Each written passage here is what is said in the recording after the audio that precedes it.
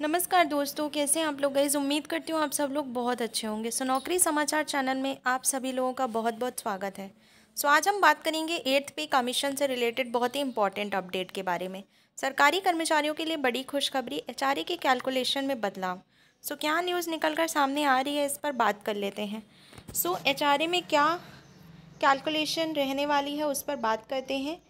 केंद्रीय कर्मचारियों के लिए 8वें वेतन आयोग पर बड़ी खुशखबरी सामने आ रही है। कर्मचारियों की सैलरी में बम्पर इजाफा होने वाला है।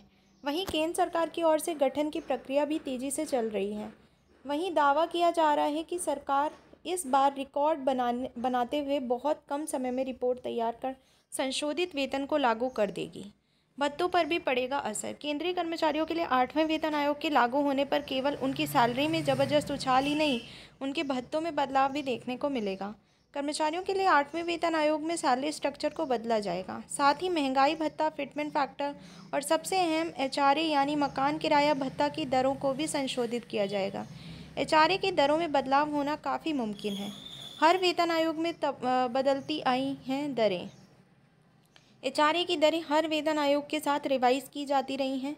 6वें वेतन आयोग में एचआरए 30%, एक्स-सिटी का 20%, वाई शहरों का और जेड शहरों का 10% के लिए था।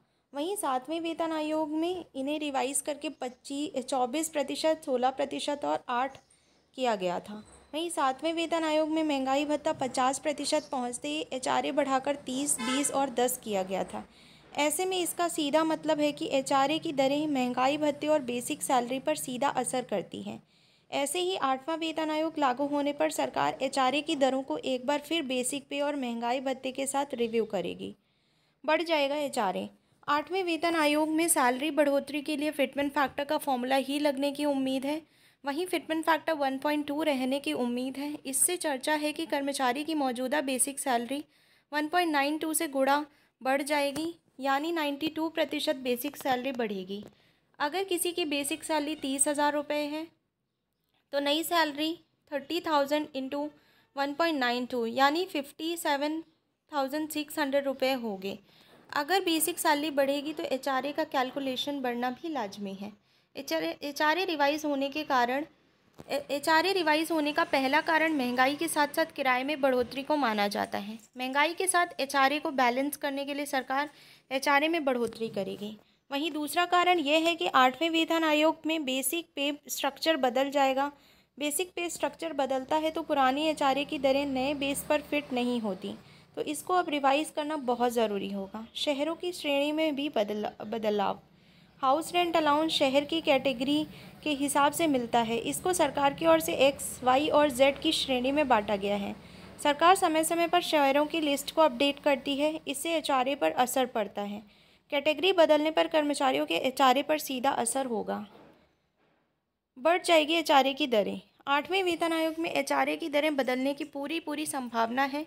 नया वेतन आयोग लागू होते ही एचआरए की दरों को रिवाइज किया जाता है। फिलहाल एचआरए कैटेगरी शहर के हिसाब से 30%, 20% और 10% है।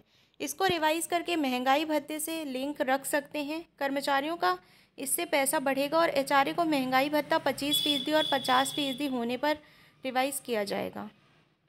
ये एचआरए के अपडेट के बारे में बहुत ही इंपॉर्टेंट इन्फॉर्मेशन थी जो निकल कर सामने आ रही थी। एंड आई होप गाइस कि ये वीडियो आप लोगों के लिए काफ़ी महत्वपूर्ण रही होगी। और भी ऐसी वीडियोस के लिए आपको क्या करना है, चैनल से जुड़ जाना है और चैनल को सब्सक्राइब कर लेना है। तो चलिए मिलते हैं अगली वीडियो में। अपना ख्याल रखिएगा। जय हिंद, जय भारत।